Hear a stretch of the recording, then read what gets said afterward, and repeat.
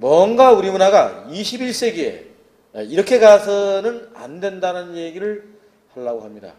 그거는 나름대로 제가 한 최소 20년 이상을 현장에서 했고 또 나름대로 여러 가지 책을 내왔고 또 국가문화재위원으로서 그러니까 국가의 문화정책을 결정하는 이른바 인간문화재를 결정하고 해제할 수 있는 그런 저 나름에는 중요한 역할을 수행하는 어떻게 보면 저도 공인입니다. 사회적인 공인의 입장에서 최소한 대한민국이 이렇게 가야지만 된다고 하는 저의 생각을 공유하려고 하는 그런 자입니다. 지금부터 한 200년 전에 연안박진 선생이 중국에서 돌아왔죠. 아마 사신으로 갔지만 사신이 아니고 사진에 수행하는 수행 비서 정도로 갔다 온 겁니다. 그분이 열하라고 하는 땅에 가서 썼던 일기가 열하일기라는 것은 교과서에 다 나와 있습니다. 그분이 거기서 벚꽃 창신을 부르셨습니다. 벚꽃라고 하는 글자 그대로 예법을 지키되 창신하지 않으면 안 된다고 하는 겁니다. 지금 어느 한 몇 해 전에 텔레비 광고에 누가 나와서 전통은 좋은 것이요 이런 얘기를 합니다. 근데 저는 그렇게 생각하지 않습니다. 전통은 좋은 거가 아닙니다. 전통이 좋은 것만 있을 수가 없다는 거죠. 전통은 굉장히 나쁜 것도 있다는 겁니다. 전통에 매몰돼서는 안 된다는 것이 저희 철학입니다. 자, 지금부터 한 10년 전에요. 10년이 아마 좀 더 됐을 거예요. 고속버스계 휴게소를 가다 보면 식혜를 이렇게 팔았습니다. 맨 처음에는 비락인가 그런 회사에서 비닐봉지 이렇게 폐게된 식혜를 팔았습니다. 여러분들은 십몇 년 전에 식혜라고 하는 것이 고속버스 터미널 휴게소에서 그런 것을 팔기 시작했다는 것을 여러분이나 저나 그냥 지나간 거로 봤을 겁니다.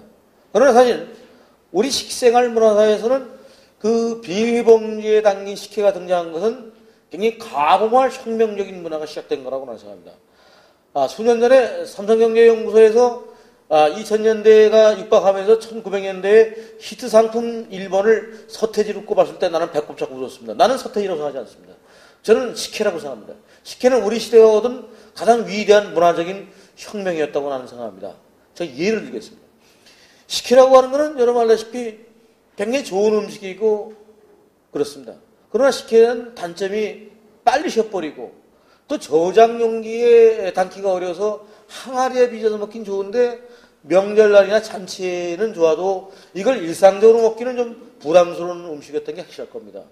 좋다 하더라도 시간적 제한성과 장소적 공간의 제한성이 따르는 음식이었다는 겁니다. 그런데 어느 날 식혜가 비닐봉지에 담기고 나중엔 드디어 식혜가 깡통과 만납니다. 저는 식혜가 깡통을 만남으로써 식혜의 운명이 바뀌었다고 생각합니다. 식혜에 가면 식혜의 팔자가 고쳤다. 식혜가 팔자를 고친 겁니다. 식혜가 깡통에 담아서 되니까 나중에는 고속버스 휴게소 정도 아니라 학교에서 세종문화회관 여기 밑에 동전만 넣으면 500원이나 600원만 넣으면 얼마나 식혜를 이제 먹는 그런 인스턴트 시대까지 왔다고 합니다. 자, 이 단순한 걸 왜 얘기하냐면 누구든지 지금은 식혜가 깡통에 담겨져 있는 걸 당연하게 생각하고 있는데 식혜가 깡통에 담겨져 있다는 걸 아무도 생각하지 않았다고 하는 겁니다. 자, 20년만 해도 외국인뿐만 아니라 우리들이 어느 손님의 집에 갔을 때는 콜라를 대접하는 집도 있고 또 때로는 무슨 스카시 오렌지인가 그런 거를 많이 대접했어요. 그것이 굉장히 격조 있는 걸로 생각했습니다. 분명히 여러분 식혜가 본격적으로 시장화되기 전에 상품화되기 전에 그 빈 시장을 잘못 미국제 스카시 이런 오렌지 같은 거 얻겠다는 뜻이겠죠. 그런 것이 시장을 장악했다는 것을 기억하실 겁니다. 그런데 물론 지금도 오렌지가 팔리고 있으나만 식혜가 성공을 했어요. 식혜가 성공하고 나니까 나중에 수종과가 나왔죠. 나중에는 배 있죠, 배 으깬 건지 가른 건지 그런 배 있죠. 기억나세요? 배가 엄청나게 열풍을 불었다고.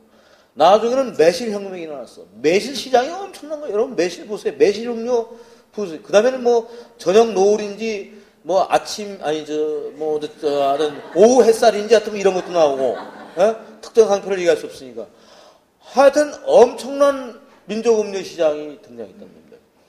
백화점이나 슈퍼마켓의 그 음료수 그 매대에 가보면 민족 음료 시장 계통이 엄청난 박수를 찾아왔다는 겁니다.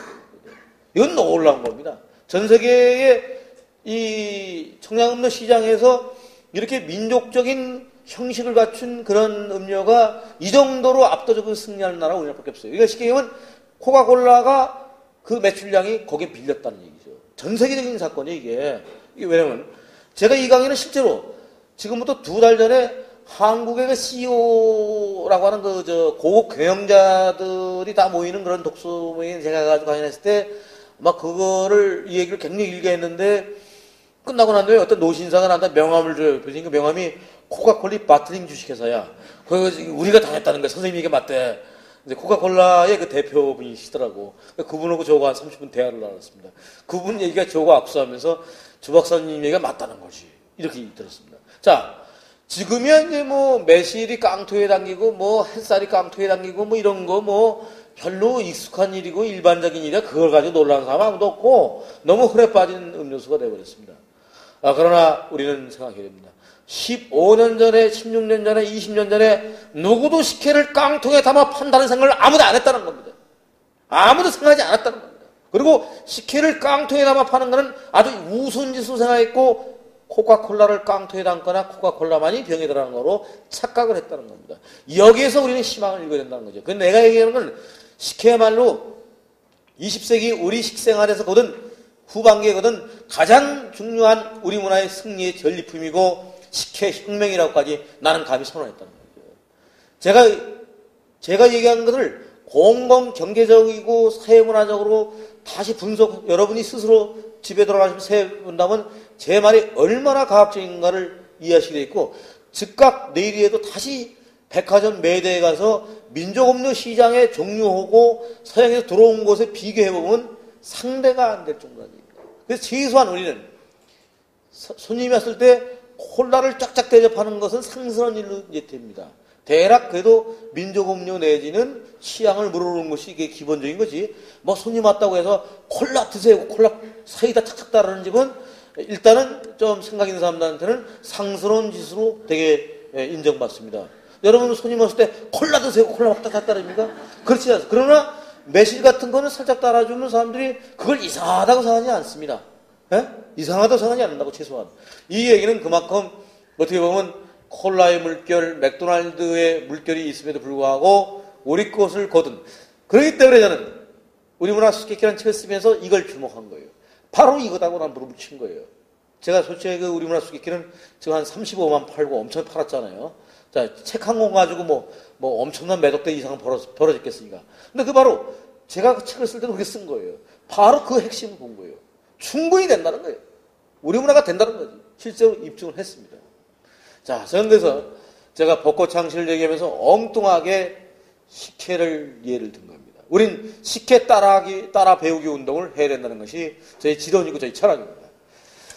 두 번째 얘기는 제가 한 10개 정도를 얘기할 겁니다. 예를 들어서 설명하니까 뭐 어려울 거 없어요. 이걸 뭐 아주 딱딱하게 안 하겠습니다. 뭐 벚꽃창시나 뭐고 벚꽃 어떻고 합변지기가 어떻고 이거는 이제 수업 시간에 하는 거고 오늘 이 자리에서는 이제 가볍게 그냥 다 까먹고 식혜만 기억하시면 돼요. 그러니까 뭐 그렇게 그거만 기억하면 되는 거예요. 그러니까 강의를 쉽게 하겠습니다.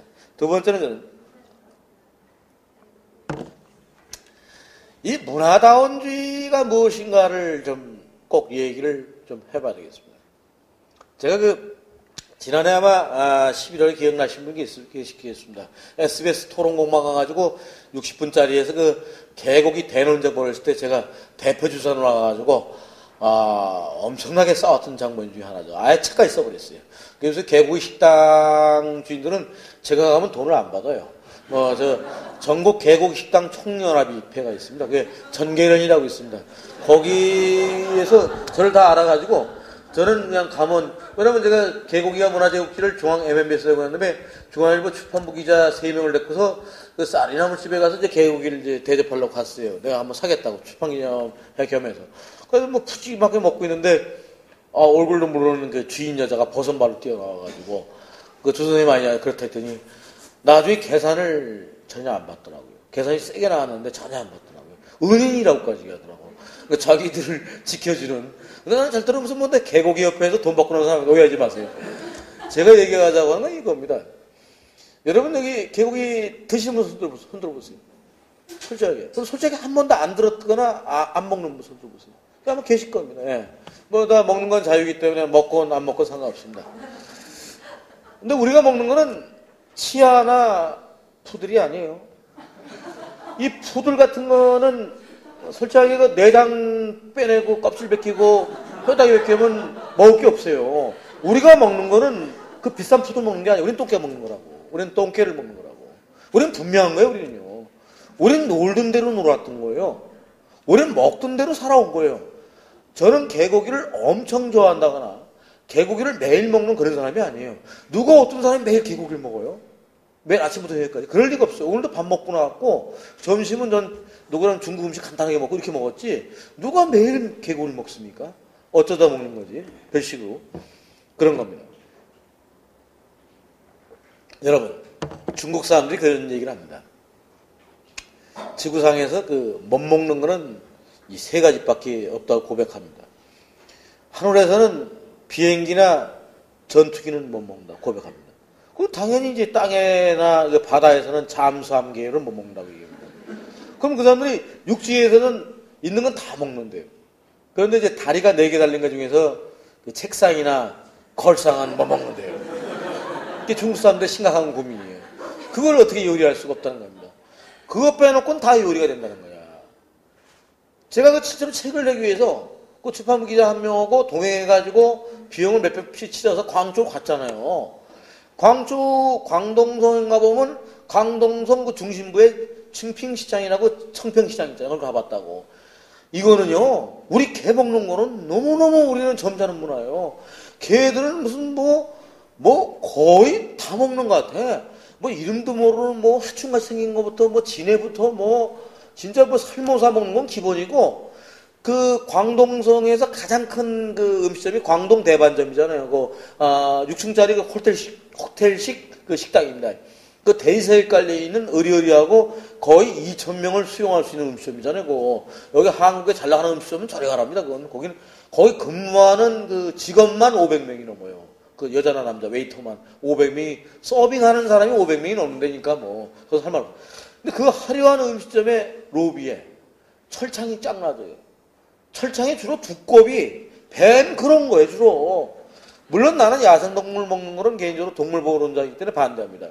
그러나 개들이 먹는 건 그 정도고, 개에 대해서는 어떻게 하냐면 개를 이렇게 이만한 개들 갖다 우리 푸죽관에 가보면 그 속을 이렇게 갈고리에다 이렇게 걸어놓죠. 그런 식으로 쫙 걸려있어요 개들이. 그리고 거기 개 중에는 서양 개들이 그렇게 많아요. 큰 개들 있죠. 비싼 개들. 그런 거 포인세트 그런 것도 있어요. 그리고 이제 샤파도 이런 개도 있어요. 그래가지고 똥개만 먹는 게 아니에요. 개들은 다양한 개들이 쫙 있고, 거기서 놀란 게 치아 바베큐를 봤어요. 치아를 갖다 꼬치기에 10마리 껴서 돌리는 거예요. 중국은 그 정도로 먹습니다. 그리고 뷔페 요리가 나와요. 향육이라고 해가지고 부위별로 나와요. 부위별로. 그런 요리가 있어요. 31가지 풀코스까지 개발되어 있어요. 우리가 중국에서 개고기를 정말 개처럼 먹는 걸 보면 우리가 먹는 거는 참 비참하게 먹는 거예요, 우리는요. 요리가 다 사라져가지고 이제는 끓여 먹는 거고 그냥 수육 먹는 거에는 우리 요리가 다 잊어버렸다고. 음식 디디방이라고 하는 16세기 요리책에는 자기 마치 27가지 요리가 소개된다고. 자, 우리가 외국을 중국을 비교했어요. 근데 왜 우리만 개처럼 두드려 맞는 얘기입니까? 왜 우리만 동네북이 돼야 되는 얘기입니까? 문제가 되려면 다 같이 문제 돼야지. 제가 4년 전에 우즈베키스탄하고 타지키스탄을 국립미술박물관에 인류학필도 가 있었죠. 한 달 반을 꼬로주에 체류했습니다. 실제로 체류했습니다. 근데 거기 이제 고려인 꼬로주인데, 보리토젤 코로주라고 하는 고려인들이 많은 코로주였습니다. 근데 그 조그만 우리 면 단위보다 좀 작고, 리 단위보다는 훨씬 큰 데죠. 근데 그 조그만 그래도 동네에 개고기집이 자그마치 4개씩 있었다고. 그 한경도 사람들이 글로 이제 원동에서 이제 브라이버스톡에서 스탈린 시대에 쫓겨가지고 거기까지 갔잖아요. 고려인들이. 그런데 다 버리고 왔는데 딱 2가지가 남았더라고. 김치도 무슨 맛이 배렸어. 이제 옛날 김치가 아니야. 거의 무슨 겉절이 같은 거고. 뭐가 남았냐면 온돌 문화. 구들. 온돌빵 남았고. 두 번째로 남은 게, 언어는 물론 남았죠. 온돌빵 남았고, 그 다음에 남은 것이 개고기 문화예요. 게자이라 그럽니다. 아주 시원한 게자이 탕입니다. 난 중앙아시아 가서 게장국을 그렇게 많이 먹을 줄 몰랐네. 시커 먹고 왔습니다. 그리고 그 러시아 사람들도 무지하게 많이 먹어요.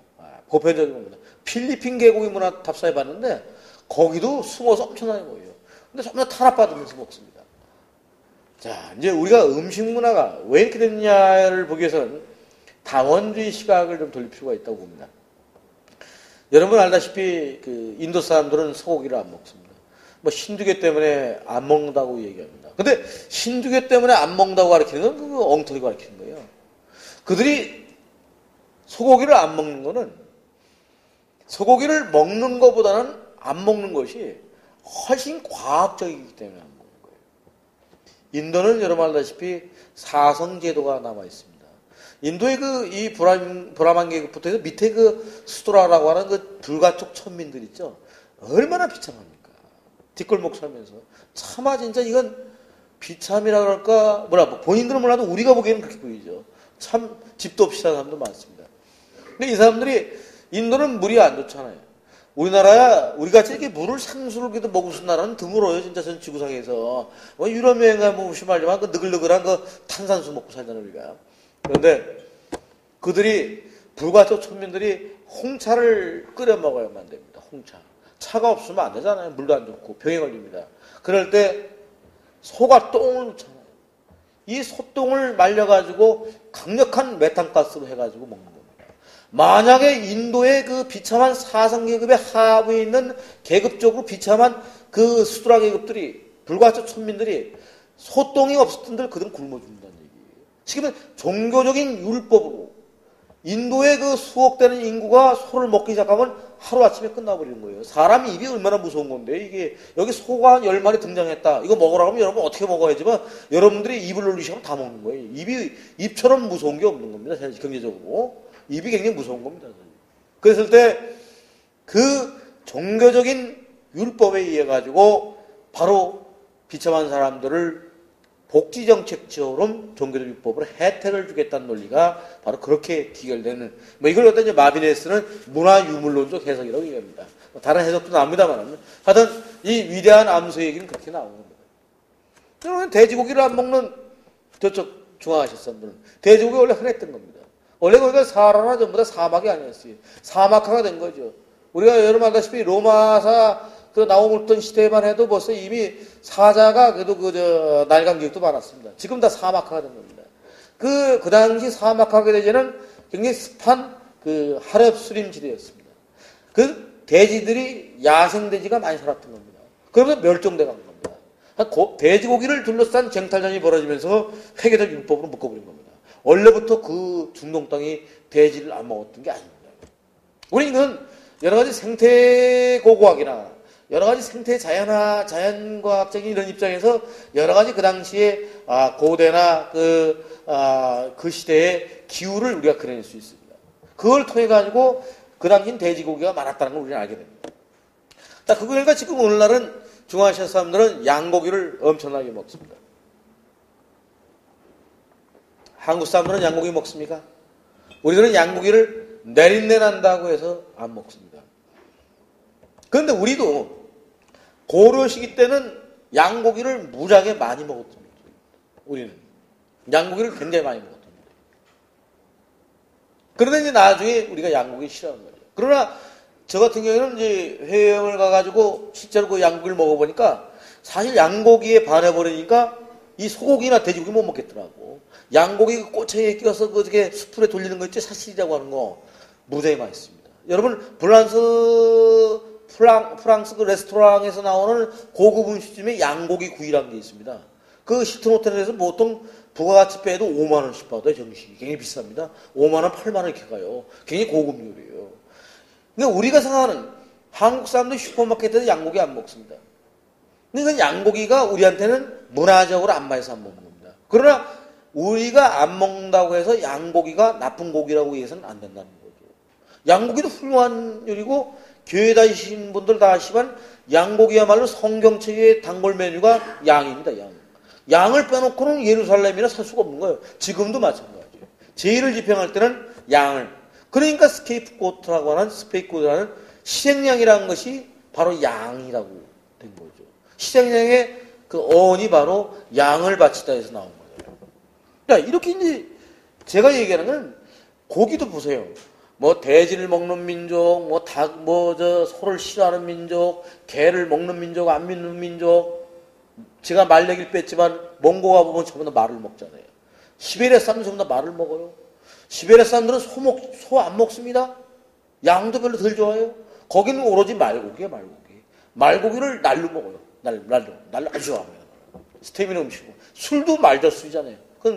그 징기스칸이 그 전쟁을 할 때 담가 먹은 술이 전부 다 말젓술입니다. 그 키미스라고 하는 술이죠. 신에게 바칠 때 키미스부터 바칩니다. 실제로 말젓술을 내가 배 터지게 오비 호프 먹듯이 우리 저 호프집에서 먹듯이 그 먹든 버릇이 있어서 먹어봤어요. 먹어봤는데 그 말젓술은 갈증이 없어요. 그 술 먹고 난 후에 다음날 아침에 물이 그립지가 않아요. 그러니까 그 말은 맞았어요. 말젓술을 먹고 그 기운으로 전투했다는 건 맞아요. 술 먹고 나면 먹을 땐 좋은데 먹고 나면 갈증이 나오잖아요. 근데 이 말젓술이 이상하게 갈증이 굉장히 약하더라고. 묘한 걸 느꼈습니다. 원래 나왔던 징기스칸 시대의 얘기가 맞는 것 같습니다. 자, 지금 제가 가축을 다 얘기한 겁니다. 그렇게 다양하다.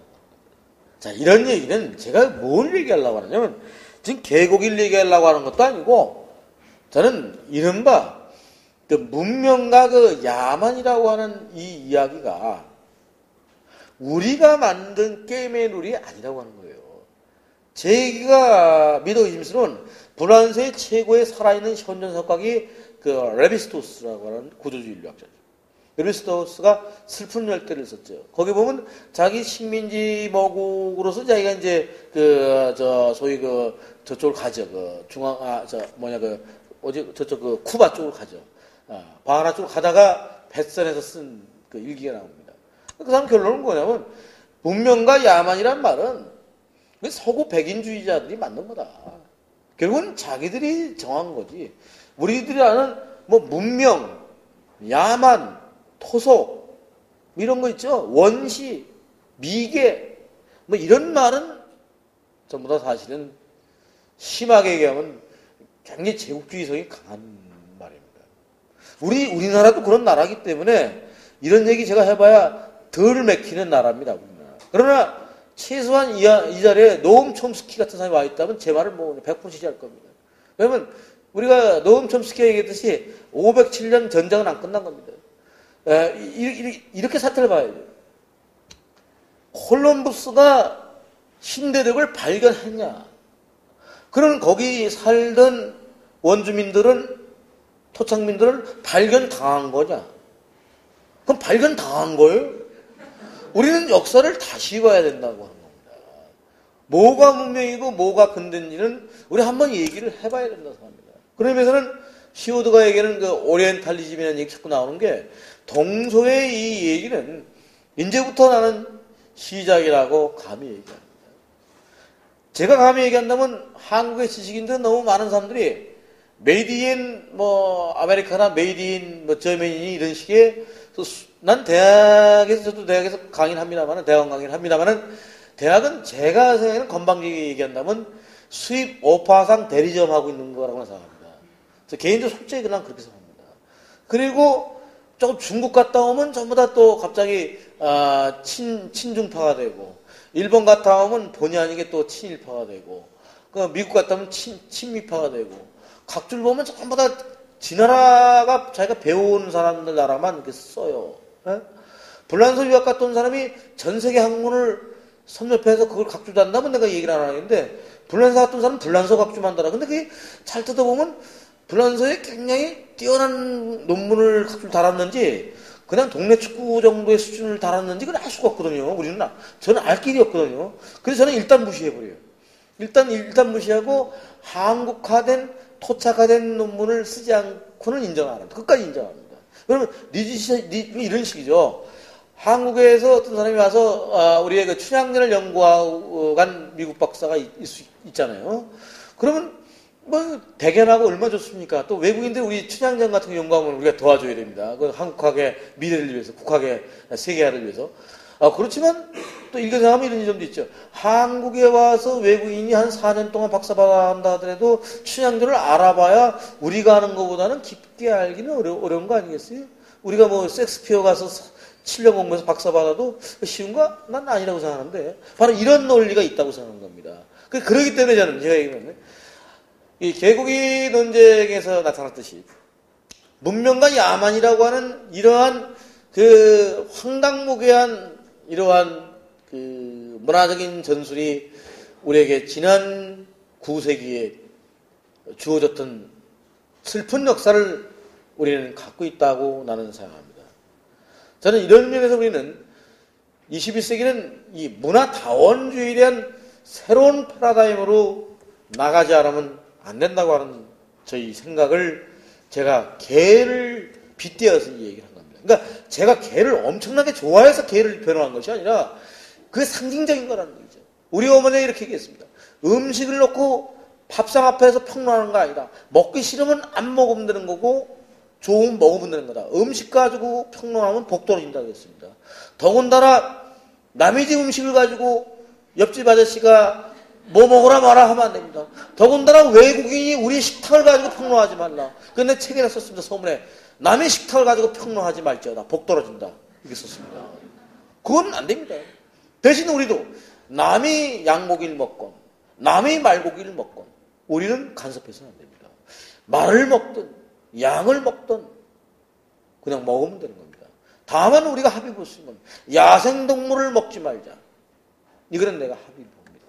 그러나 그것 빼놓고는 우리는 얘기해서는 안 됩니다. 그리고 엄밀한 뭐 길게 얘기하자는 건 아니지만 야만을 자꾸 얘기하고 한국인들이 개 먹는 건 야만 가지고 얘기하는데 나는 요새 애완에 대한 것도 경계해야 된다고 생각합니다. 너무 개 종족이 너무 많아졌어. 개를 좀 줄여야 되는 거 아니에요? 다 유전자 조작해가지고 너무 개가 많아졌어. 현대인들의 그 고독함을 개로 달래려고 그러는데 인간과 인간끼리의 소통을 하지 않고 단절된 삶을 살면서 결국은 애안에 의지하는 건데 사실 나는 그 애안에 바치는 그 수많은 돈 가지고 그 돈 가지고 제3세계 굶어 죽는 아시아 아프리카 아이들을 조금 도와주는 것이 휴메니즘이지 개한테 매니큐 발라주는 게 나는 그게 휴메니즘 같지는 않아요. 나는 개인적으로 그건 반대합니다. 그렇기 때문에 우리가 개를 자꾸 애완 텔레비전 내보낸 것도 수상쩍고 또 개가 다국적 기업들이 되게 이용합니다. 개뼈다귀도 전부 다 수입해옵니다. 그래가지고 개는 전부 다 유전인자로 조작하는 겁니다. 그리고 사실은 우리가 개를 사랑하는 사람들은 개를 해방시켜야 됩니다. 왜냐하면 개가 언제 매니큐 발라를 했습니까? 개 강제로 목욕시키고 개도 섹스하고 싶은데 개를 섹스 못하게 고자 만들어서 개도 섹스할 권한이 있습니다. 또 개는 짖는 게 개잖아요. 근데 짖지 못하게 성들 따버리고 개도 짖을 권한이 있고 개도 섹스할 권한이 있습니다. 경권을 보장해 줘야 됩니다. 우리는 진정한 휴메니즘 문제를 곰곰 우리가 생각을 해봐야 된다는 겁니다.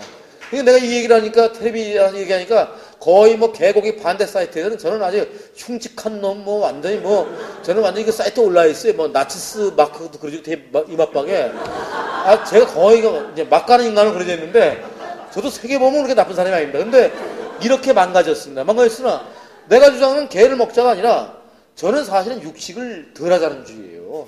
우리 육식을 해서는 안 돼요. 우리 사실 채식 위주로 가야 되는 거예요. 채식 중심으로 가야 되는 건데 채식 위주로 가야 되는 건데 육식을 선택한다면 난 차라리 개를 선택하겠다는 거예요. 저 소고기를 알고 못 먹어요.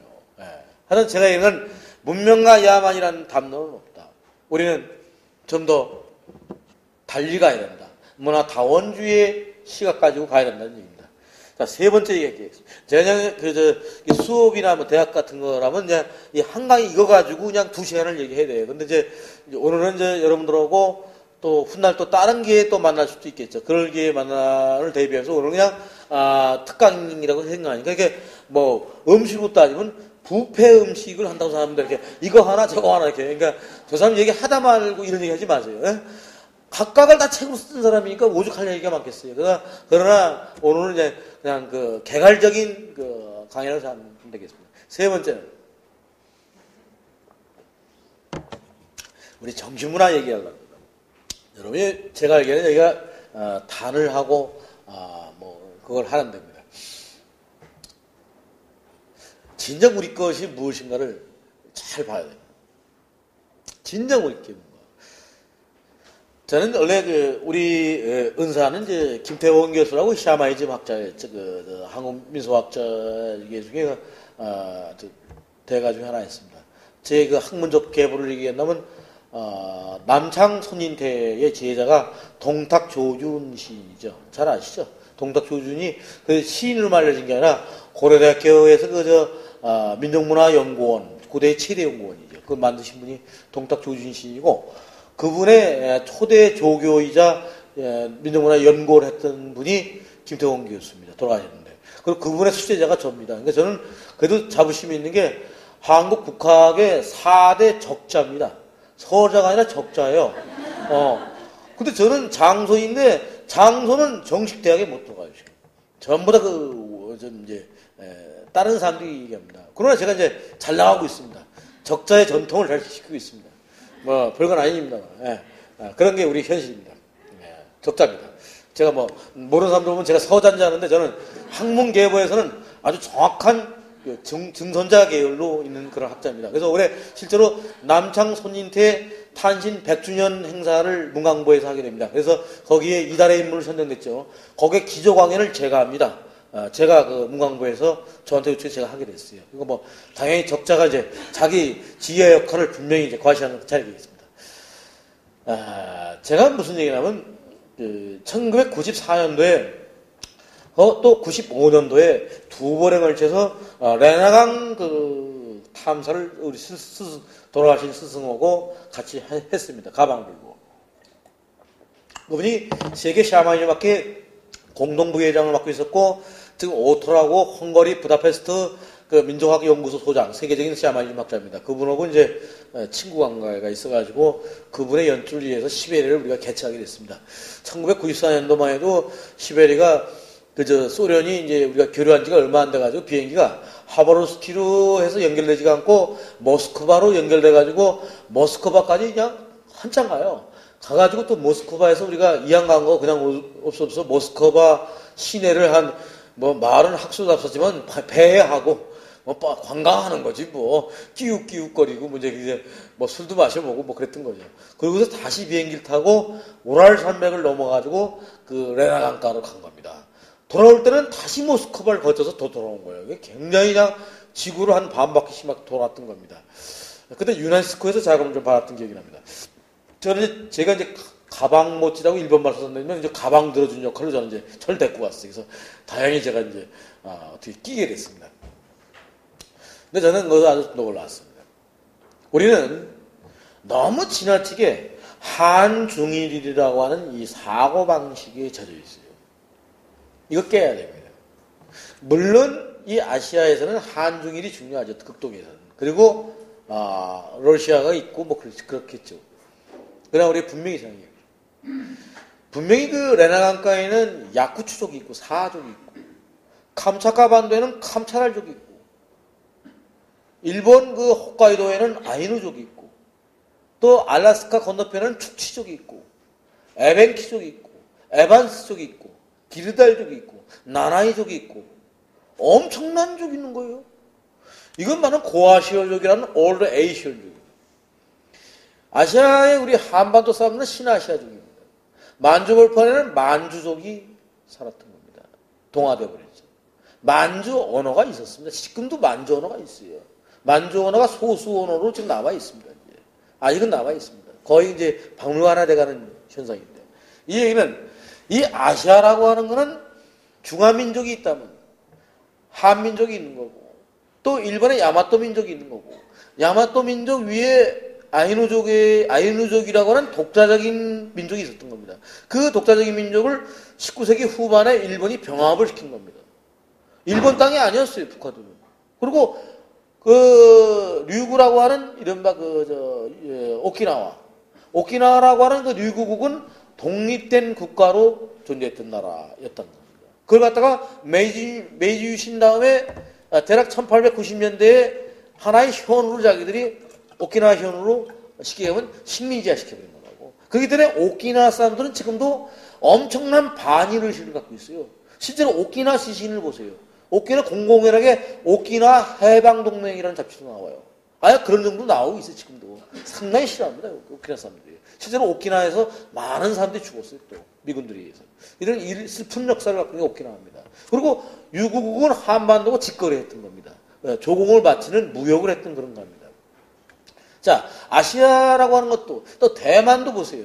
그게 중국이 나중에 내려오지만 대만에는 고산족이 엄청나게 많았고, 또 복건성에서 일찍 흘러들어왔던 토착 대만족이 아니지만 중간에 귀화했던 대만족이 있었습니다. 그러니까 오늘날의 중국과의 대만 관계는 종족 문제를 놓고 보지 않으면 안 보인다는 거죠.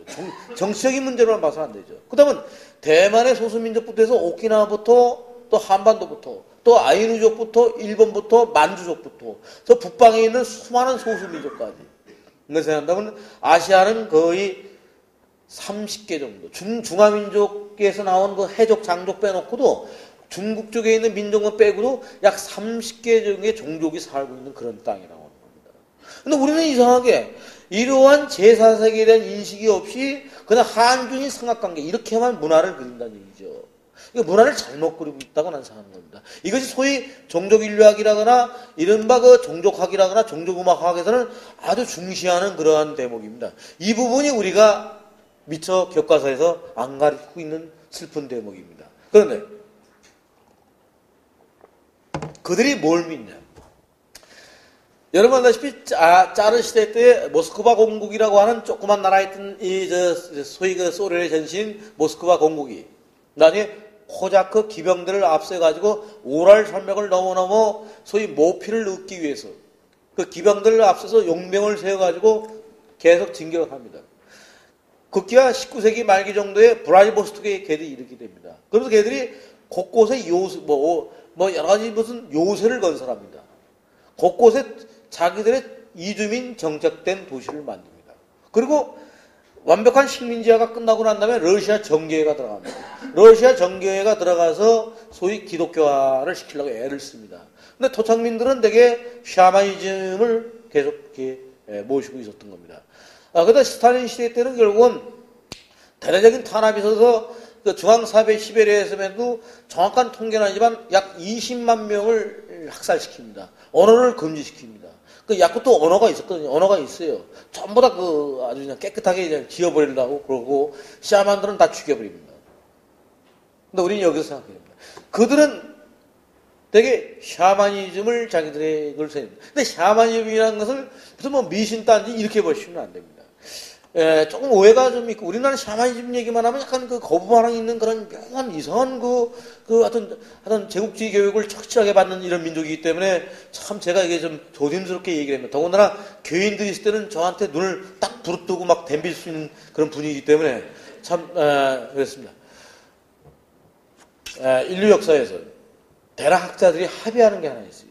청동기 시대 때 동북아시아에서 이상한 열풍이 불었습니다. 알 수 없는 이 뜨거운 열풍을 동북아시아 샤머니즘 열풍이라고 학자들은 얘기합니다. 여러분들이 가면 그 청동기 보면 칼도 나오고 그게 구리 거울도 나오고 막 그러죠? 그런 거. 그러니까 예를 들어서 단군 할아버지가 여기 올 때 말에 산부인을 줬다. 구리 거울, 칼 뭐 이런 거 나오죠? 그게 다 청동기 문화거든요. 청동기 문화야. 그게 샤만적인 거라고. 그러니까 제가 보기에는 단군은 거대한 샤만이에요, 샤만. 샤만을 오늘날에 이렇게 무당푸닥거리 하는 그렇게 생각하시면 안 되고, 그 신정일치, 제정일치 시대 때를 생각해서 지금같이 어디가 용안지 밑에더라, 그런 거, 쪽지게 무당 그렇게 생각하시면 안 되고, 그 당시 스케줄이 틀린 겁니다. 그런 겁니다. 자, 그랬던 시절, 여기 열풍이 불었던 겁니다. 근데 그 샤만적인 열풍은 갈 길이 틀렸어요.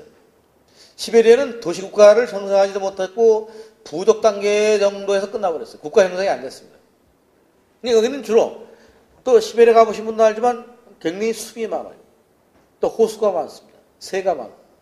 그렇기 때문에 그들은 어떻게 하냐면 자연과 인간의 교육 속에서 자연적인 신으로 등장한 거예요. 달의 신, 새의 신, 우주의 신, 지하의 신, 이렇게 변화되고 있습니다. 한국은 신이 이제 확실해지는 거예요. 한국은 역사를 거치면서 임경업이 신이다. 임경업 신, 또 나중에는 무슨 남이장군 신, 그렇게 돼버렸잖아요, 우리는요. 예? 그리고 나중에 요새 와서는 80년대 민주화 운동할 때 보면 전태일 열사신, 붙여놨잖아, 실제로 애들이. 그건 신이 아니지만, 그렇게 하겠다는 한국인들의 의식이 남아있는 거예요, 그게. 그렇기 때문에 이 얘기는, 갈 길은 틀렸으나, 시베리아나 우리나 샤만적 열풍이 거의 기본적으로 깔려있는 이러한 사회였다고 하는 겁니다. 이 부분이, 단재 신채호 선생이 얘기했던, 우리의 선풍은 어디로 갔는 얘기. 단재 선생이 재밌는 얘기를 하죠. 단재 신채호 선생께서 이런 얘기를 하죠. 왜 한반도에서는 기독교가 들어오면 조선의 기독교가 되지 않고 왜 기독교의 조선이 되냐? 불교가 들어오면 조선의 불교가 되지 않고 왜 불교의 조선이 되냐? 이런 얘기를 남겼습니다. 유교가 들어오면 왜 한반도의 유교가 안 되고 유교의 조선이 되냐? 아마 우리 역사를 보면 잘 기억합니다. 아마 묘청의 난이라고 하는 서경촌도를 비롯한 그것도 결국은 국학 세력하고 그런 김구식의 엄청난 패권이었죠. 그래서 그걸 단재신초 선생은 조선 역사 1000년 내 대사건이 김부식파가 묘청일 죽인 것을 일대 사건이라고 했죠. 저는 그걸 갖다 금방 써먹었죠. 카피 써가지고 조선 역사상 2대 천년의 사건이 하나 있으니 기독교가 들어온 거라고 내가 한겨레 신문에 쓰니 21세기에 딱 써버렸죠. 그거 쓰고 난 다음에 엄청 협박전화 받았어요. 막 날라오고. 그런 겁니다. 자, 이거는 특정 기독교나 종교를 얘기하는 건 절대 아닙니다. 오해하지 마세요. 저는 종교적인 거를 얘기하는 사람입니다. 저는 종교다원주의이기 때문에 저는 어디 가도, 주님을 만나도 기분이 좋고, 술집에 가도 기분이 좋기 때문에 늘 주님의 품에 삽니다. 그래서 늘 거기에 대해서는 저는 종교적 배타성이 없는 사람입니다. 저는 해계도 좋고 다 좋아합니다. 그러니까 그런 거 오해 없기 바랍니다. 그러나 분명한 것은 언제부터 이 땅은 모든 것이 한 거풀을 갖고서 본다는 거예요. 예를 들어서, 유학을 하시는 학자들 보면 말이에요. 유교를 하신 분들 보면, 유학만 나오면 모든 사태를 유교적으로만 본다. 유교적으로. 얘가 예를 들게요. 우리나라 사람들이 여러 가지 마을에서 이제 제사를 지냅니다. 그럼 유교적인 게 들어와가지고 전라도 사람들 하시면 당산제라는 걸 지냅니다. 당산제를 지내는데도 처음에는 반드시 산신을 모셔요, 산신. 그 다음에 이제 밑에 와서 아랫땅에서 당산신을 모시죠. 그 유세차 이게 하기도 해요. 그런데 내용을 가보면 무당식이라고. 이게 짬뽕돼 있다고, 이게. 그러니까 우리나라는 모든 문화가 좀 그렇게 돼 있어요. 제사 양식도 그런 겁니다. 근데 그것을 굉장히 안 그렇다고 자꾸 얘기하고 있는 거예요. 예를 들어가지고, 집안에서 상냥을 할 때 한문을 쓰는 거는 유교식인 게 좀 강해요. 근데 지금은 많이 사라졌으나 옛날에 집안에 대청에는 성주신, 여자들 애기 낳을 때는 삼신. 그래가지고 저기 애기 낳으면 삼인줄이라고 해가지고 금줄을 이렇게 튕기죠, 금줄. 이런 거. 부엌에는 조왕신, 장독에는 철융신, 땅에는 지신, 문에는 문신, 풍물배가 문 여서 주인 문 여서 문구토하고 또로라 천년만년 또로라 우물신도 모시고 한국인들이 갖고 있는 그런 복잡한 이런 신령 체제가 있었다는 거죠. 지금도 흔적이 남아있어요. 그리고 마을에는 당산이 있고 선왕이 있고 또 부군이 있고 이런 각 나름의 다원주의적 종교를 갖고 있었던 거죠. 근데 어느 날 갑자기 일거에 다 미신 이렇게 우리는 처부당합니다. 근데 미신이라는 이 용어를 조심했어야 됩니다. 미신이라는 용어는 우리말이 아니면 일본말입니다. 스포스티션이라고 하는 혹신이라고 하는 이 얘기를 명치유신 이후에 일본 애들이 받아들이면서 그걸 미신이라고 얘기하면서 미신타파라는 게 시작된 겁니다. 그래서 개화기 때 나온 개화기 소설 보면 전부 다 우리 민족적인 것은 전부 다 미신으로 이렇게 몰고 간 겁니다. 근데 그 미신의 범주 안에는 침 놓는 것도 다 미신이 돼요. 침 있죠? 침 놓는 것도 다 미신으로. 자, 그렇게 해서 결국은 지난 100년 동안 신앙은 다 미신이 돼버리고 유교적인 건 괜찮다 그러고, 불교적인 건 그래도 괜찮다 그러고, 제도종교니까. 그리고, 우리 물질적인 거는 전부 다 한국 사람들이 하고 있는 온돌방은 후지다 그러고, 초가집은 뭐 새마을 운동할 때 박정희 씨가 참 뭐 다른 박정희 씨 잘하고 못하고 난 평가하고 싶지 않지만 새마을 할 때 초가집 없앤 건 진짜 저는 불구대추의 원수입니다. 아니, 새마을 운동을 하건만 하건 난 잘했건 못하건 얘기하고 싶지가 않아요. 근데 새벽종이 울렸다. 초가집도 없애고. 아니, 뭐, 지붕 없애는 게 무슨 새마을 운동 무슨 상관이에요? 무슨 얘기냐면 초가집이 결정돼 있죠. 그러나 초가집을 없애더라도 그걸 차근차근 없애야지만 새로운 문화가 형성되게 되는 건데, 일거에 초가집을 없애니까 우리나라의 지붕 문화의 정체성이 사라진 거예요. 그러니까 초가집이 없으니까 요새 농촌 가보면 지붕이 뭐 슬라브 지붕부터 기아 지붕부터 뭐 슬레이트 지붕부터 정말 요새 뭐 로마네스코 양식부터 뭐 막가파로 가요. 한국 건축 보세요. 막 무슨 뭐 꿈의 궁전 뭐 이렇게 해가지고 뭐 로보호텔부터 뭐 예시장부터 소현시절부터 뭐 안데르센 동화집을 못 읽어서 그런지 전부 다 이상한 건물이 그렇게 많아져 우리나라가. 이거 도대체 그 큰일 난 나라입니다. 이게 이 건축 양식이 문화적 정체성을 일거에 청산시켜줬다는 거예요. 이건 굉장히 실수한 겁니다. 자, 이렇게 이제 우리는 지난 1세기 동안 우리가 갖고 있는 것은 남다른 게 됐습니다. 여러분, 제 말이 믿지 않으면 1920년, 30년대 소설 보면 한의학 있지, 한의학. 우리 한의학은 이건 완전히 한약빵. 아니, 해방미도 한약빵이지. 누가 한의사를 해요? 한약빵이지. 지금 와서 이재마고, 지금 와서 동의보감이고, 지금 와서 허준이지. 언제부터 우리가 동의보감이고, 언제부터 허준 선생을 좋아했다고. 완전히 이건 저거 보는 거죠. 한약빵이지. 여러분 기억날 겁니다. 제가 70년대 학번입니다. 제가 대학 들어갈 때만 해도 내 경희대 나왔습니다. 경희대 한의학과는요, 커트라인이 낮았어요.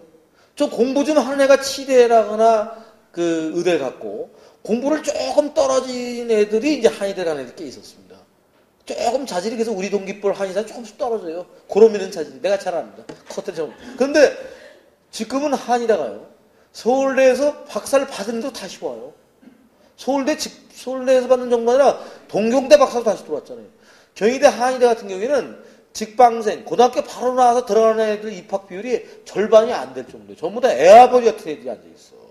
수업을 나가보니까 교양민속을 해봤더니. 자, 이렇게 역전되는 겁니다. 실제로 수입도 높아요. 보약 팔아가지고. 걔들 문제 나타나. 보약 팔아서 높은 건데. 자, 이 얘기는 역전의 드라마가 나오기 시작한 겁니다. 저는 한 예를 들겠습니다. 저는 개인적으로요, 한옥, 한복, 이런 말을 써서는 안 된다고 생각합니다.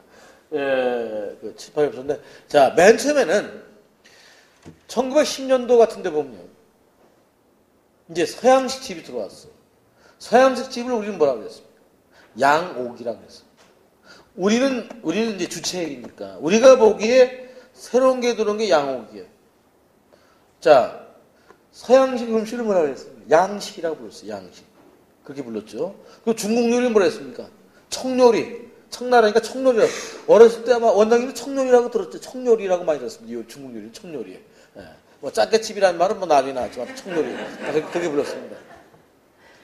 그런데 나중에는 이제 서양적 양식이 많아진 거예요. 많아지니까 서양화된 집은 집이야, 이제. 그리고 우리 거는 특별 취급받는 거야. 그래서 한국식에서 한정식, 한식, 한옥, 한복 이렇게 된 거죠. 원래 한복이라는 말은 원래 하지 않았죠. 그냥 우리가 그냥 옷이야, 옷. 역전된 거, 역전의 드라마입니다. 역전의 드라마. 우리나라 우리 옷을 입자 그러는데, 대통령이 연두 기자회견 때 우리 옷을 딱 입고 나서 하는 거 봤어요?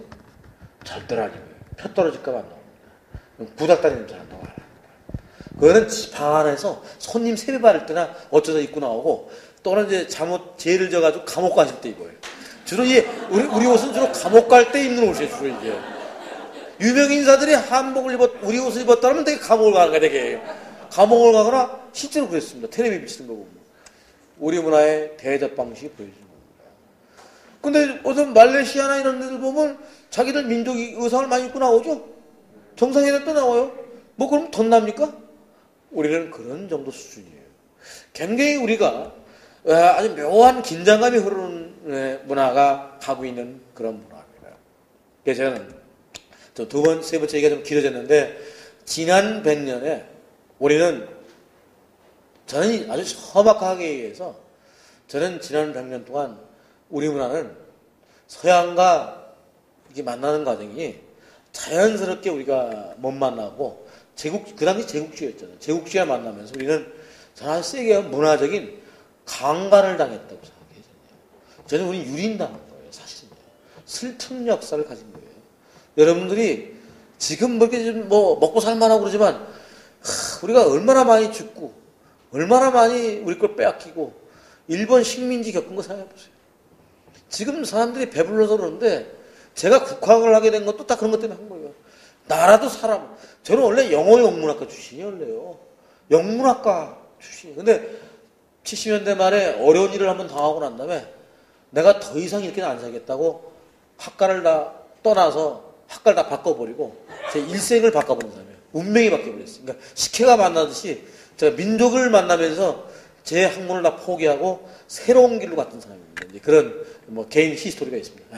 하여튼 제가 얘기하는 건 지난 우리 100년은 슬픈 역사였다고 나는 생각합니다. 감히. 그렇다면 이런 것들이 저는 21세기에 우리는 어떻게 가야 되느냐는 얘기를 쭉 얘기하는 것이 오늘 목적인데 사연이 좀 길어진 겁니다. 하도 그저 한국 사람들은 이게 할 말이 많어. 또 신세 타령이 심한 거야. 그냥 학자형 신세 타령이야. 우리 이렇게 살아왔다. 이 얘기를 다 하고 나야지 본론이 나오는 겁니다. 그래서 뭐 신세 타령이라고 이해하시고 요새 오랄 히스토리, 소위 부던 역사니, 또 일상사니, 이런 얘기 많이 나오죠. 역사에게 새로운 관점. 그거 한국인의 일생사는 신세타랑이 그거예요. 아줌마들 다 신세타랑 다 하자는 거. 그게 우리 문화입니다. 자.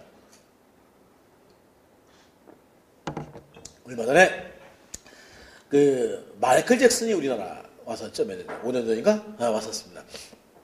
그 감옥 가 있는 유종근 씨 초청으로 왔습니다. 그 사람도 한복 입고 들어왔고. 그런데, 마이클 잭슨이가 왔을 때 힐튼 호텔에 투숙했었던 걸 기억합니다. 근데 거기서 이 양반이 마이클 잭슨이 비빔밥을 줄게 먹었어요. 근데 마이클 잭슨이 떠나고 난 다음에 호텔에서 즉각적으로 메뉴를 개발했죠. 그 메뉴가 마이클 잭슨 비빔밥이에요. 엄청나게 비싸게 받았어요. 근데 사람들이 엄청나게 몰려와서 먹었습니다. 왜냐면 마이클 잭슨이 먹었으니까 맛있다는 거예요. 근데 퓨전 음식인데 비빔밥에다가 케찹을 뿌린 거야. 고추장이 아니고 애기처럼 먹은 거라고요. 근데 마이클 잭슨이 좀 약간 소년티 같습니다. 유아틱합니다. 그런데 그게 엄청나게 팔렸다는 겁니다. 자, 여러분, 십몇 년 만에 비행기에서 비빔밥 나왔어요? 안 나왔죠. 지금 외국 가는 비행기에서 선택하면 선택 메뉴에 비행기 칼 같은데 비빔밥 나옵니다. 이제 나오기 시작했습니다. 자, 비빔밥이라고 하는 음식은 라이스 들어가 있죠. 쌀 들어가 있고, 거기 콩나물도 들어가 있고, 참기름도 치고, 또, 고기도 조금 들어가 있고, 달걀 지단도 들어가 있고, 복합 음식입니다. 육해공군이 거의 다 들어가는 그런 복합 음식입니다. 건강에 좋은 음식이에요. 사실. 나쁜 음식이 아닙니다. 근데 옛날에 사람들이 비빔밥이라고 하는 건 비행기 안에서 비빔밥을 먹는다는 걸 생각 못 하죠. 사람들은 10년, 20년 전 생각은 비행기를 타면 반드시 스테이크나 이걸 자른다고만 생각하잖아요. 그죠? 비빔밥을 비행기에서 먹으면 덧나요? 지금 먹고 있잖아요. 문화가 바뀌는 겁니다. 자, 지금 보세요. 김치. 나는 요새 보면 저 개인적으로 배꼽 잡고 웃어요. 제가 요새 절대 오해하지 마세요. 돈도 많이 벌거든요. 대한민국 코미디 사회예요. 한국은 가만히 한 20년만 기다리면 다 돈 들어와요. 한국 사회는 왜 그러냐면 지 스스로 다 100km 찾다가 다시 찾는 나라예요. 그러니까 스스로 밖으로 찾다가 다시 찾아요. 김치 보세요. 우리 분명히 20년 전에 한국 사람들 김치 국물이나 흘리고 김치 냄새 흘린다고 깔봤던 민족입니다. 기억나세요? 우리 어렸을 때 초등학교 다니고 중학교 다닐 때는 기억이 납니다. 우리 어머니는 내가 아주 가난한 집은 아니고 그냥 그때는 대충 가난하게 살았어, 대충. 근데 우리도 부자는 아니었던 것 같은데 대충, 그때 밥은 굶어 죽지 않은 거 보니까 아주 가난한 사람 아니었던 것 같아. 그 당시 이제 굶어 죽지만 않으면 되게 사는 거예요. 학교 다니고. 우리 그런 기억이 납니다. 그리고 부자는 어쩌다 있는 거지. 실수도 부자가 있는 거지. 부자가 많은 게 아니에요. 그때 우리는 어렵게 자랐지만 저는 그렇습니다. 가난했던 생각이 별로 덜 나는 것 같아. 왜냐면 그 당시는 우리 동네 애들이 미군 양철 주스러 가자 그러면 다 총동대거든. 그거 주는 애들 다 죽거든. 거지같이. 갖다 팔았거든. 근데 거기에 거부하는 애가 거의 없었거든. 근데 지금은 이제 부란 거는 나는 그게 상대적인 것 같아요. 같이 가난한 건 괜찮은데, 근데 북한 사람들이 우리는 행복해야 하는 것도 좀 이해가 가요. 그러면 같이 어차피 다 가난해버리니까. 그런 거 있는 것 같아요. 그런 생각이 나오더라고요. 자, 그런데 이제, 우리가 이제, 그게 쭉 자랐잖아요. 근데,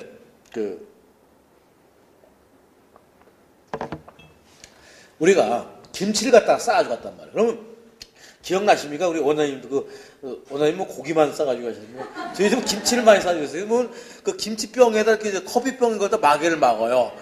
그럼 가방에 이게 들고 뛰다 보면 이 김치 국물이 넘치거나 흘러버리는 날이 있어요. 그러면 책을 끊으면 책이 시뻘겋게 뭉들어요. 아마 여기 여자분들 보면 나이 드신 분들 기억나시죠? 전혀 안 그랬던 표정 짓지 말고.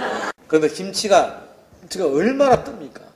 김치 시장이 얼마인지 꼭 내가 얘기해야 되겠습니까? 백화점에서 김치를 얼마나 팔아제끼고 통신에서 일본 사람들이 왔을 때 김치를 얼마나 사가는지 내가 굳이 여기서 일일이 설명할 필요가 있겠습니까? 더 이상 얘기해요. 최대 히트. 자, 현대인들은 여러분 알다시피 고기를 많이 먹잖아요. 비만이 문제잖아요. 자, 현대인들이 해야 될 거는 이제 야채를 많이 먹어요. 자, 김치가 너무 짜거나 너무 맵거나 너무 시지만 않다면 발효식품이고 암을 예방할 수 있고 다량의 야채를 한꺼번에 많이 먹을 수 있는 최고의 음식 중에 하나가 김치잖아요. 김치가 히트하는 건 당연한 거야. 또 너무 맵지만 않다면 김치의 그 적당한 매운맛은 입맛을 돋궈주는 거고. 김치가 나쁜 게 하나도 없어. 김치의 결점은 들어간 게 아무것도 없어, 지금까지. 그러니까 김치가 뜨는 거예요. 엄청나게 뜨잖아요. 제가 아까 식혜 얘기했죠. 김치 얘기했죠. 비빔밥 얘기했죠. 얘기 더 들려면 더 들겠어요.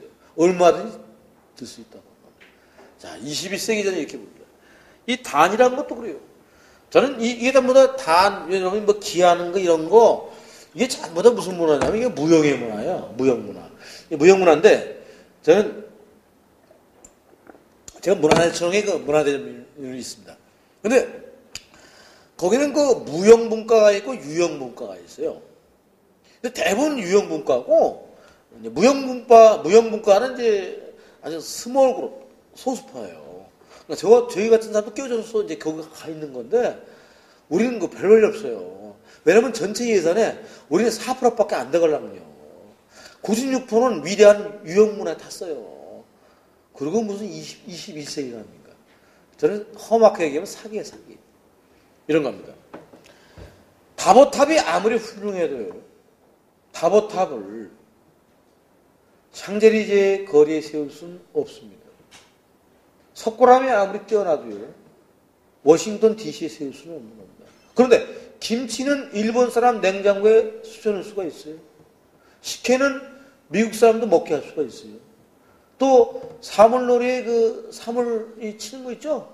이거는 얼마든지 외국 사람들도 자동차 운전하면서 들 수도 있는 겁니다. 태권도 같은 무형문화는 전 세계로 나갔잖아요. 우리 기 있죠, 기.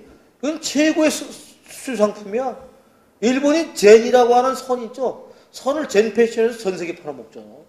이거는 장사도 보통 장사가 아니라고. 장사 속으로만 얘기하는 거 아닌데 오해하지 마세요. 인도가 명상만 팔아서 얼마나 먹습니까? 명상 파는 사람도 있어, 실제로.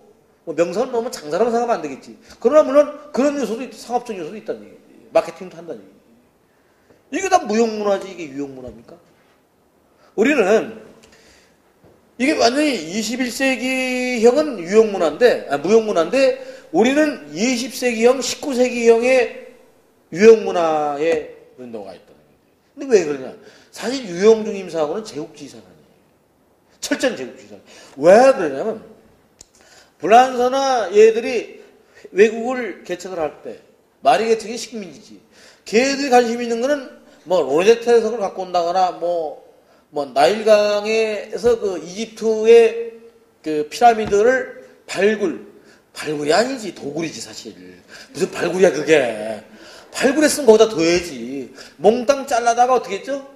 다 갖다 놓은 거지. 그러니까 루브르 박물관이라거나 여러 말 되면 대형 제국 박물관들은, 대형 박물관은 사실은 아주 험악하게 하면 제가 보기에는 약탈품 박물관이지. 그게 무슨 뭐 화려한 거예요? 난 거기서 대형 박물관 갔을 때 나는 오히려 놀랍긴 놀랐지만 개인적으로는 피해 냄새를 맡았는데, 조금 더 오히려 나는 그 북부에서는 겔트족 박물관에서 더 감명을 받았어. 영국인들의 문화를 그런 겔트족 박물관 같은 건 아주 좋더라고. 또는 영국의 그런 건 참 좋아요. 그러나 나는 대형 박물관에서는 자기 나라 유물 별로 없대. 전부 다 훔쳐온 거, 셉쳐온 거 막 그런 거지. 그거 셉쳤다고 하는 거예요. 그게 훔쳤다고 하는 겁니다. 자, 불란서가 자랑하는 그 외교장학문서 전부 다 그냥 불란서 포대가 갈겨가지고 다 싣고 갔잖아요. 반납합니까? 절대 안 하지. 할 리가 없지. 그런 겁니다. 반납 안 하는 이유가 이양 들어온 건 안 되고, 한국은 보존할 능력이 없다나? 하여튼, 그래서 대충 그렇다고 합니다. 자, 그런 겁니다. 그렇기 때문에, 근데 걔들이 말이라거나, 옷이라거나, 종교라거나, 운동하는 방식이라거나, 이런 것까지는 뺏어갈 수가 없었잖아요. 그걸 베껴갈 수는 없는 거예요. 그러니까 기본적으로 사상개조나 식민지교육을 시키면서 물건은 다 일단 집어갈 수 있잖아, 물건은. 그래서 약탈품, 그게 유형문화 그렇게 시작된 거예요, 이게. 아주 뼈아픈 역사예요, 이게.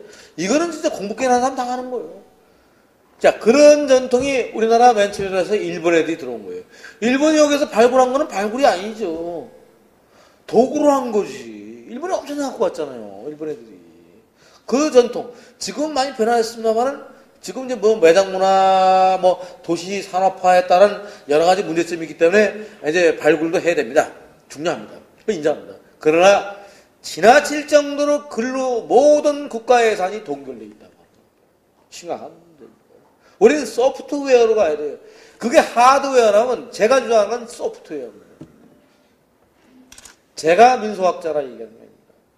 저도 국가정책을 일부를 지켜보는 입장에서 착잡하기 이를 데 없고 말이 안 되는 짓이 반복되는 사회입니다. 생각을 해보세요. 21세기는 문화 콘텐츠 시대라고 했습니다. 문화 콘텐츠 진흥원도 만들었어요. 우리가 뭘 팔아야 됩니까? 이제 신화도 팔아야 되고 발레기도 팔아야 되고 영화 소재도 팔아야 되고 이 생수, 물, 무역의 음식 솜씨도 팔아야 되고 김치도 팔아야 되고 음악도 팔아야 되고 이거 전부 다 무형문화예요. 전부 다 무형문화입니다. 다시 얘기하면 사찰을 가보세요. 사찰에 가보면 내가 불교신문에도 수미산장이라는 칼럼 계속 쓰면서 그걸 계속 꼬집고 있습니다. 조계종한테. 조계종 욕을 계속 앉아서 하고 있는데도 불구하고 계속 쓰게 하는 저희도 이상해요. 하여튼 2년째 계속 쓰고 있습니다. 틀린 소리 안 하는 것 같습니다. 사찰이 있으면 요번에 월드컵 때 템플 스테이를 했습니다. 외국인들. 그 사람들이 가장 놀란 게 한국에 와서 외국인이 놀란 건 탑을 보고 놀라는 게 아니에요. 절의 예법, 음식을 먹는 거, 발이에 먹는 거, 또 은은한 그 목탁 소리, 또 사물의 그 울림, 새벽 예불의 그 엄숙한 장엄, 이런 것들이 가슴으로 오는 겁니다. 뭔가 무형적이고 생활적인 것이 가장 가슴에 오는 거지, 석굴암 보고 놀라지 않아요. 여러 말 되면 유럽이 아니라 동남아시아에 있는 여러 가지 불교적을 보면 스케일로는 우리는 일단은 얘기해서는 안 돼요. 스케일에 대해서 우리끼리 조용히 합시다. 우리 자금성을 가지고 여기 경복궁 여기 복원했지만 이 경복궁 우리끼리 얘기지만 저 다 새로 만든 거야 요새 다. 요새 다 복원한 거 아니에요? 일부 빼놓고 다 새로 복원한 거라고. 외국인한테는 내가 소개할 때는 600년 전통이라 그러지만 속으로 지나해졌는데 이렇게 얘기하고 있습니다. 속으로. 그런 겁니다. 그렇기 때문에 사실은 문화 콘텐츠가 중요한 거예요. 사찰이 중요한 게 아니고 사찰 아래에 있는 문화가 중요한 거예요. 스님들의 범패라거나. 근데 문화는 사라졌어. 바로 뭐냐면 우리들의 몸으로 할 수 있는 것. 우리들이 손으로 음식을 만든다거나 악기를 친다거나 우리가 노래를 한다거나 우리가 생각을 한다거나 우리가 기를 받는다거나 이런 것들. 우리가 춤을 춘다거나 이것이 가장 큰 자산이에요. 그런데 우리는 그거를 포기하고 있고 헛개비를 잡고 있어요. 그 얘기는 한국의 문화적으로 더 잘 나갈 수 있는데 제가 보기에는 발목을 잡고 있다고 나는 생각합니다. 그래서 저는 뭐 여기 유아무개 선생님도 책을 많이 팔았지만 저건 시장이 틀려요. 그분은 이제 미술사 그쪽 유형 동네고 저는 그쪽이에요. 저는 뭐 그냥 되게 비참한 거, 알려지지 않은 거, 뭐 샤만이라고 두드려 맞은 거, 뒷골목에 있는 거, 뭐 잡동사니 주로 그런 계통, 의도 터진 거 그런 거만 해가지고 돈을 버는 사람이니까 이게 차원이 틀린 겁니다. 이거. 그러니까 제가 만나는 사람은 주로 어민, 농민 그런 민중들을 만납니다. 그들의 세계관 속에 저는 끌어내는 학자입니다. 제가 생각하는 건 민중 지식이라고 생각합니다. 전혀 틀려, 길이 틀려요. 물론 저는 그런 의미에서는 이제 더 잘 나가려면 그렇게 하면 안 돼요. 더 잘 나가려면 제도권에 확실히 붙으려면 뭐라 해야 되냐면 화려한 거, 시가 2천만 원짜리, 2억짜리 그림 상대하고 이런 걸 해야지만 큰 돈이 붙어요. 왜냐면 감정이 들어올 거 아니에요. 우리는 감정이 없고 우리가 만나는 건 맨 농민, 절대로 명함줘봐 인생에 도움이 안 되는 그런 분들만 만나고 다니는 거예요. 지금까지 제가 만난 농민하고 어민이 수만 명이 넘어요. 근데 그런 지식인들을 내가 만약에 문화평론가로 작가들 수백 명만 왔다면 술이라도 한 잔 얻어먹을 텐데 이건 술을 사야 될 처죠 이게. 그런 겁니다. 그런 것들이 이제 무형문화의 동네. 제가 얘기하는 여러분들이 문화를 혹시나 잘못 읽을까봐 무형 중심의 사고에서 이제는 유형 중심에서 무형 중심으로 가야 된다는 겁니다. 한 가지만 예를 넣는다면 쉽게 얘기합니다. 아프리카 보세요. 아프리카 밀림 안에 거대한 빌딩이 들었을 리가 있겠어요? 거대한 궁전이 들었을 리가 있겠어요? 아프리카 사람들은 채취시대, 수렵 채취시대도 있고 간단한 이동농민 시대, 화전농장 그런 사람들은 그게 필요가 없는 거예요. 그 사람들은 문화라는 게 이동도 하고 그럽니다.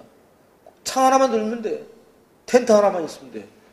그 사람은 무형문화지. 그러니까 아프리카에 뭐가 발전해? 음악, 무용, 엉덩이 흔들고 춤 이런 거 있죠.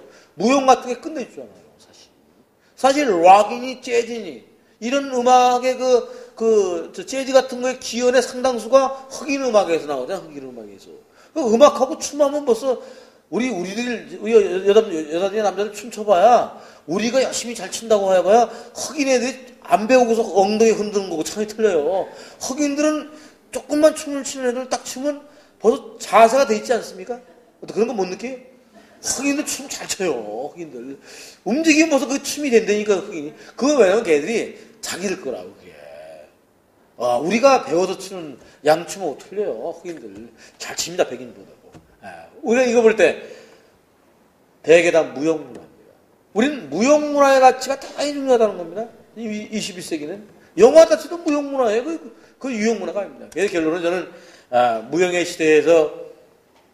시대에서 무형의 시대로 넘어가는 그런 거라고 저는 생각합니다. 자, 마지막으로 저는 제가 30분까지 하는 겁니까? 예.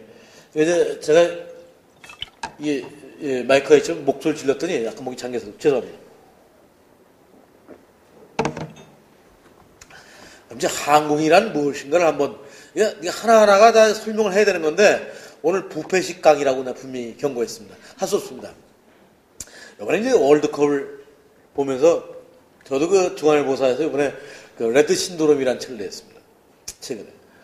근데 이번에 한국 사람들 기질을 보면 이 샤만적 기질을 못 말리는 것 같아요. 나는 한국인들은 이 샤만적 기질이 굉장히 강한 민족이라고 생각합니다. 여러 가지 예를 들게요. 한국은 문화가요.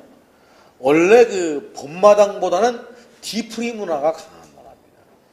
월드컵 경기장이 본마당이라면 그 길거리에 사는 건 뒤풀이라고. 이게. 한국인들은요. 그래서 여기 여러분들 단을 하시는 분들이가 뭐 술도 안 드시고 다 그러신 분들 같이 생겼는데 대개 분들은 우리나라 집회에 보면 이렇게 모이면요. 그 본론보다는 뒤풀이가 중요해요. 예를 들어 주아무개 선생이 강의를 했는데 자식 강의도 재미가 없고 후졌다. 오늘 강의가 이제 끝났다. 그렇다 하더라도 그럼 여러분은 일정이 상당히 시간 낭비한 거잖아요. 그런데 끝나고 뒤풀이가 하려 했다. 그럼 그런 하려 한 거야. 한국인들은 그걸 그렇게 생각해요. 그래서 결혼식을 가거나 무슨 모임을 가면 뒤풀이를 강조합니다. 그래서 아예 그냥 가라 그러면 만약에 이제 이 모임 만약에 이제 한 8시 반 9시 끝났다. 그냥 가라 그러면 사람들이 아니 뭐 없냐? 뭐 뒤풀이 없냐? 아니 그냥 가란 말이야? 이렇게 얘기합니다. 한국 사람들 화를 내요. 또 심지어는 본론 회의에 나타나지 않고 디프리에서 만나자거나 디프리도 심지어는 2차 가서 연락하라거나 이렇게 나타납니다. 그리고 디프리 때 정도에 슬쩍 나타나는 것이 끝날 때 정도 나타나는 것이 굉장히 위험이 있다고 착각하는 사람도 있어요. 우리 그런 문화입니다. 또 한국인들은 협상을 하다가도 공식 테이블에서 잘 안 될 때는 우리 한 잔 먹으면서 합시다. 합니다. 테이블 떠납니다. 그게 우리 문화입니다. 이 얘기는 한국인들이 갖던 문화를 반영하는 겁니다. 굉장히 강합니다. 한국인들은 굿 자체도 본론이 굿이라는 당산제, 성황제를 지내지만 이 성황제는 좀 비의적이고 또는 엄숙하게 지내는 경우도 있습니다. 근데 본론은 거기 있는 게 아니에요.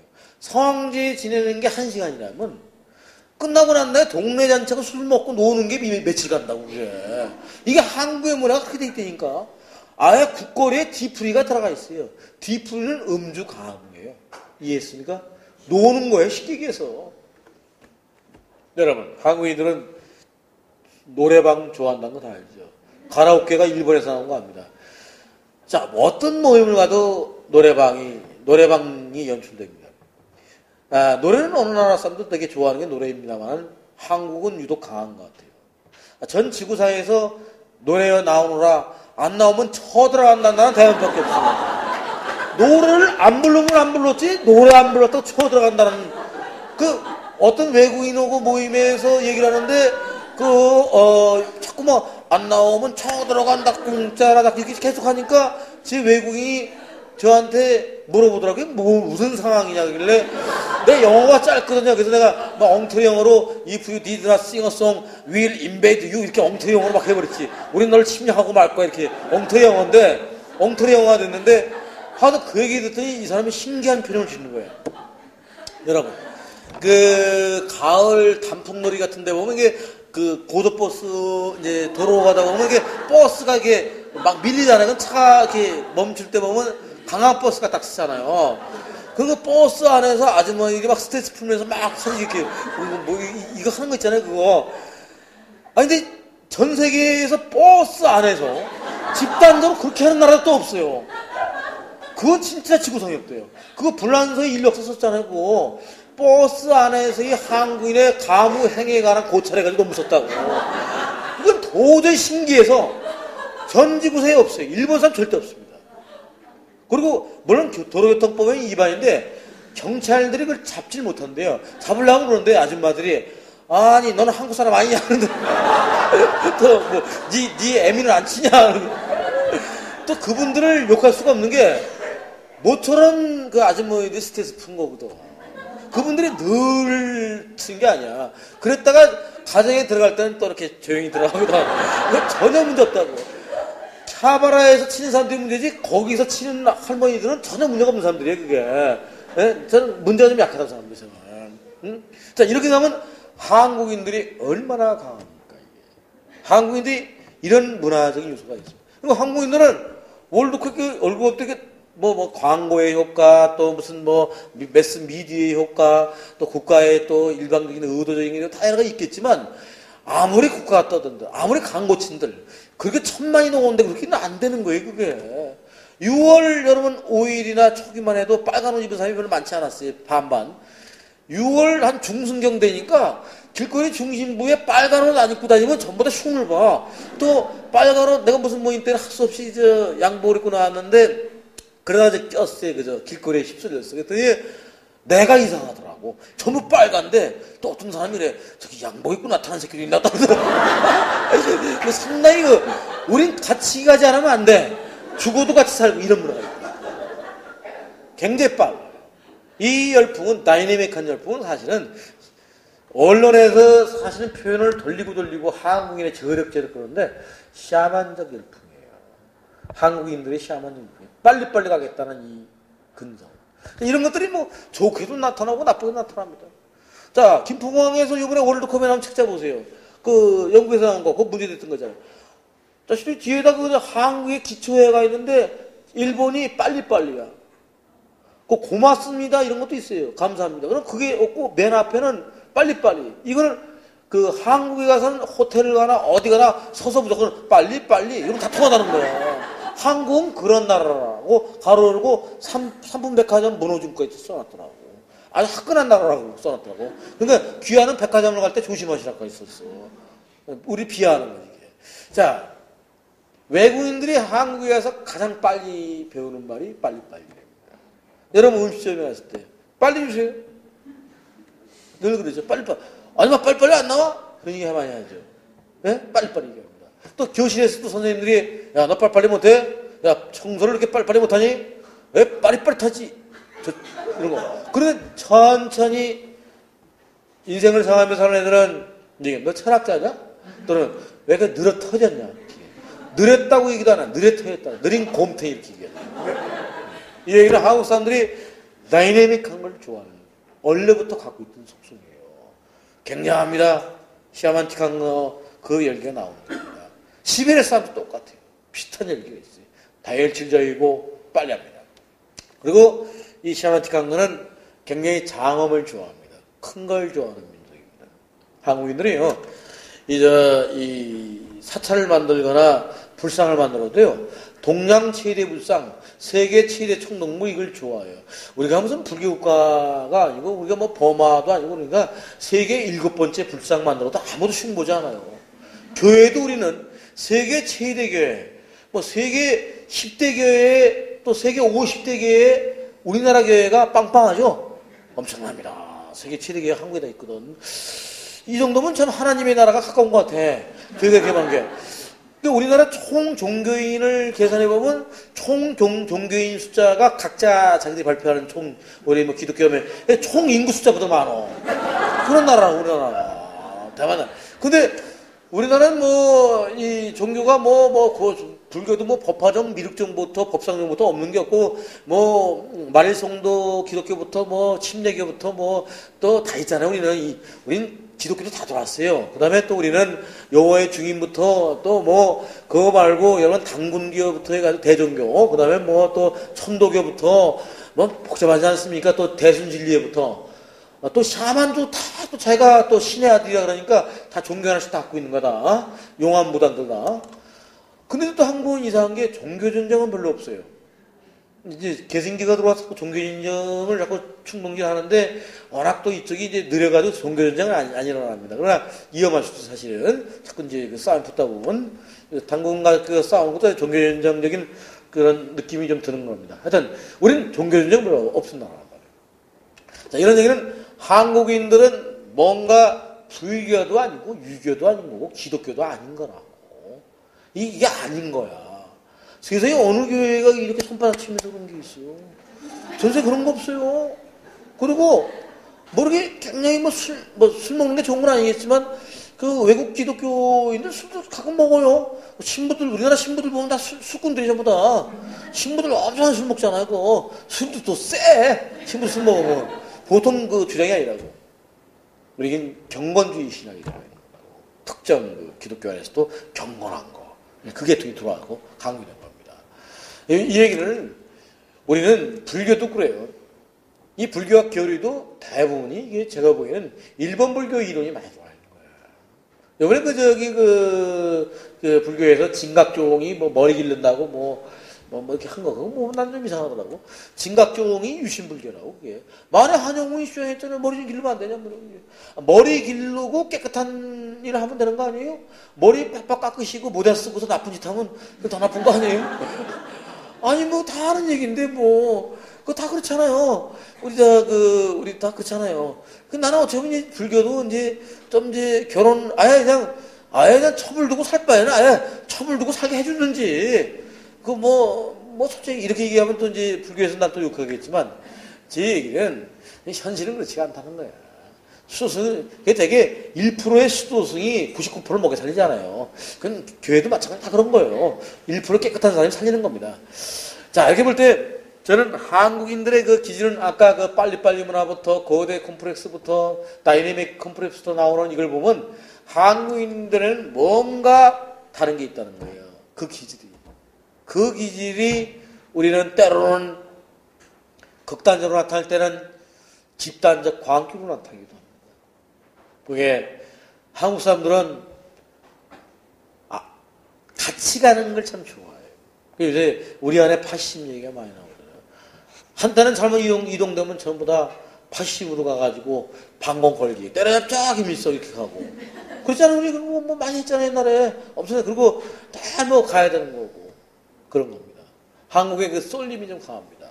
그렇지만 또 때로는 것이 북랑국복의 상징이 되기도 하고, 때로는 한국 사람들은 다이내믹한 것이 오늘날 그래도 우리가 이만큼 살 수 있는 토대를 만들어주고, 또 한국인들이 갖고 있는 그 과도한 것들이 문제가 되기도 하지만, 또 이 자원이 없고 나라가 좁은 나라에서 그나마 인재를 양성하고 유학도 보내고 공부를 해가지고 그래도 소위 지식 노하우를 가지고서 콘텐츠 산업이니 이런 얘기를 얘기할 정도까지 왔다는 얘기는, 그래도 이 땅이 교육에 문제점이 많아도 교육을 시켰으니까 이만큼 그래도 왔다고 생각한다면, 또 한국인들의 그 극성 엄마들의 그 못 말리는 거를 우리가 또 뭐라고 말할 수도 없는 그런 나라입니다. 그러니까 응과 양이 같이 가고 있다고 하는 겁니다.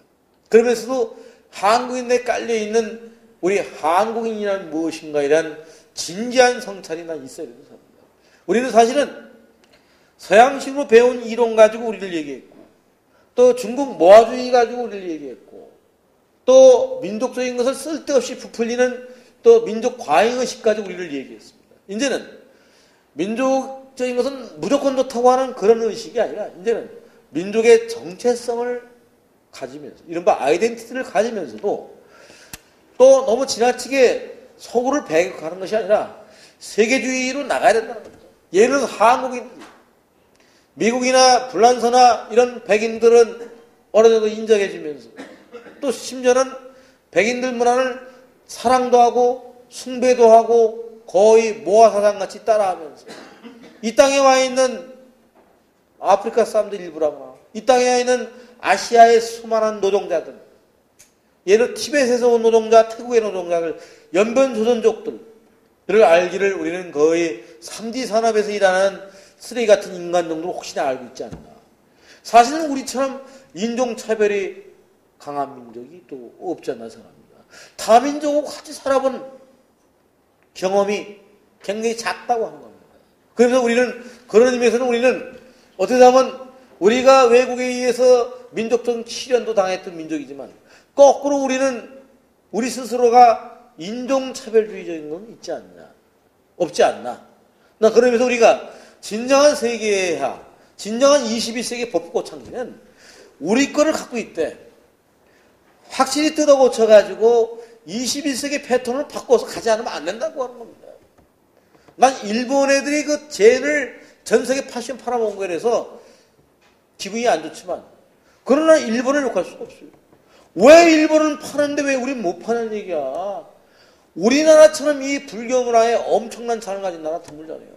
이 정도 자아를 제대로 활용한다면 전 세계 지식인들이 인류 프랑스 소르본느 대학 교수의 절반이 불자잖아요. 여기 와서 무릎 꿇고 다 공부해야 되는 거예요. 그렇게 할 수 있는 나라라고, 능력을 갖고 있다고 난 감히 생각합니다. 자, 그렇기 때문에 저는 21세기 벚꽃창시, 과거의 것을 그냥 가서는 안 되고 예법을 지키되 오늘에 맞게 창신해서 벚꽃과 창신의 저울을 기울이지 않았다는 200년 전의 시작자인 연안 박지연의 그 말씀이 200년 전에 새까만 후배인 저희 가슴에 다가와서 이런 강의에도 다시 벚꽃 정신을 주장할 수밖에 없는 것은 우리가 사는 길이고 또 그 길로 가야만 된다는 겁니다.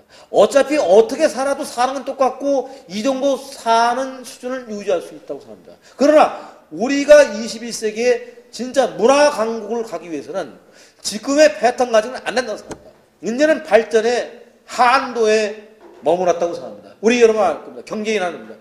한국이 아무리 열심히 뛰어도 안 되는 게 있습니다. 도덕지수, 부패지수, 부패하고 이런 거 청산하지 않고 우리가 도약 못합니다.